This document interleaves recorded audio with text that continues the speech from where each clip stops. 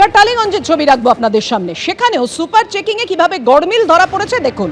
অর্থাৎ ডকুমেন্টে একজনের নাম রয়েছে, আর একজনের টালিগঞ্জের ডালিম শেখের নথিতে মীরা সাহার নাম দেখা যাচ্ছে। এই গড়মিলেও ছাড়পত্র মিলে গেছে, খবর কমিশন সূত্রে।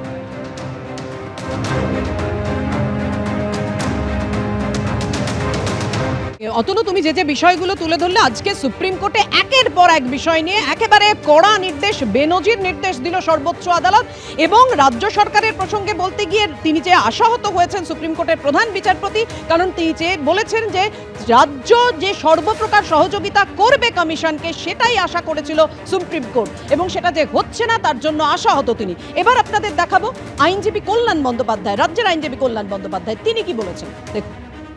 ভারতবর্ষের ইলেকটোরাল রিফর্মসের আজকে ইতিহাস তৈরি হলো।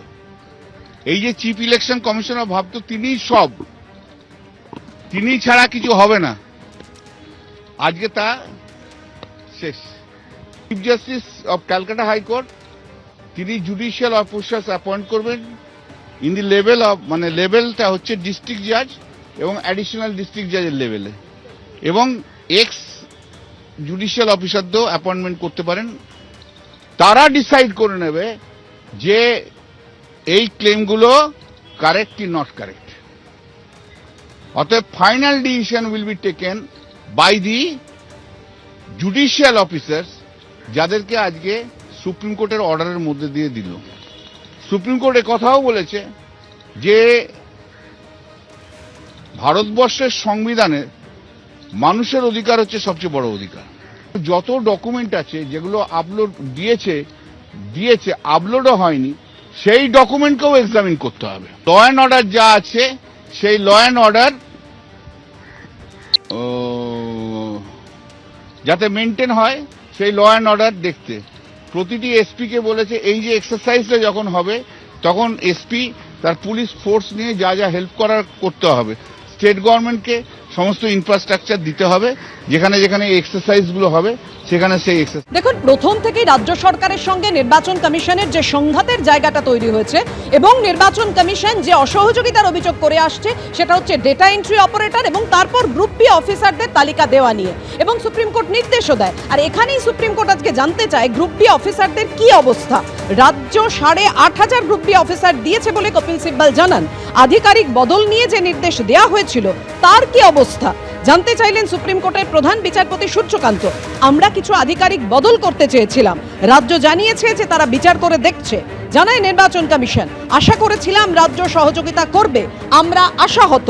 এসআইআর মামলায় কড়া পর্যবেক্ষণ সুপ্রিম কোর্টের প্রধান বিচারপতি।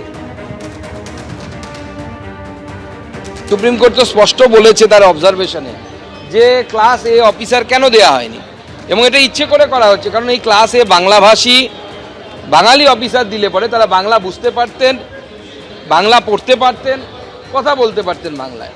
স্বাভাবিকভাবে পুরো বিষয়টি, পুরো যে এসআইআর প্রক্রিয়া অত্যন্ত ভালো হতো। ইচ্ছে করে মমতা বন্দ্যোপাধ্যায় এটা করছে। সেই জন্য দেখুন, গুজরাটে আমাদের পরে শুরু হয়ে এসআইআর কমপ্লিট হয়ে গেল, একদম লিস্ট বেরিয়ে গেল, আমাদের এখানে অফিসাররা পাচ্ছে না। ব্যর্থতা কার? রাজ্য সরকারের ব্যর্থতা। কারণ আপনার অফিসাররা কাজ করছে, তো কেন্দ্র সরকারের অফিসাররা তো কাজে তারা মাইক্রো অবজারভার হিসেবে আছে, তাদের হাতে তো ক্ষমতা নেই। ক্ষমতা হচ্ছে এই আর ওই আর ওদের হাতে। তাহলে সবাই রাজ্য সরকারি কর্মচারী, তাহলে এত ইনএফিসিয়েন্সি কেন? কমিশনের সুপার চেকিং এ কিভাবে একের পর এক গরমিল ধরা পড়ছে, সেই প্রতিবেদনই রাখবো আপনাদের সামনে। দেখুন, ছুটির দিনে কিভাবে আইসিডিএস সার্টিফিকেট ইস্যু করা হয়েছে, ছুটির দিনে সেই তথ্য আপনাদের জানাই। দক্ষিণ 24 পরগনার চাইল্ড ডেভেলপমেন্ট প্রজেক্ট অফিসারের সার্টিফিকেট এসআইআর নথি হিসেবে ছুটির দিনে 1300 সার্টিফিকেট ইস্যু করা হয়েছে। ফ্যামিলি রেজিস্টারের তথ্য হিসেবে এই সার্টিফিকেট ইস্যু করা হয়েছে। এটা এসআইআর গাইডলাইনের পরিপন্থী, কমিশন সূত্রে এমনই খবর। এখানেই প্রশ্ন উঠছে যে ছুটির দিনেও সার্টিফিকেট কিভাবে ইস্যু হলো, কিভাবে ডিএম অফিসের অনুমোদন মিলল। 25, 27, 28 ডিসেম্বর ইস্যু করা সার্টিফিকেট নিয়ে এখানেই সন্দেহ প্রকাশ করেছে কমিশন।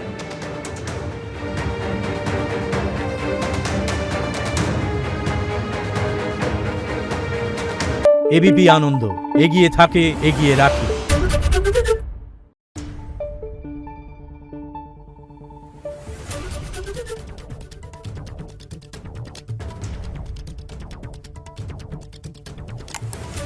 Thank you.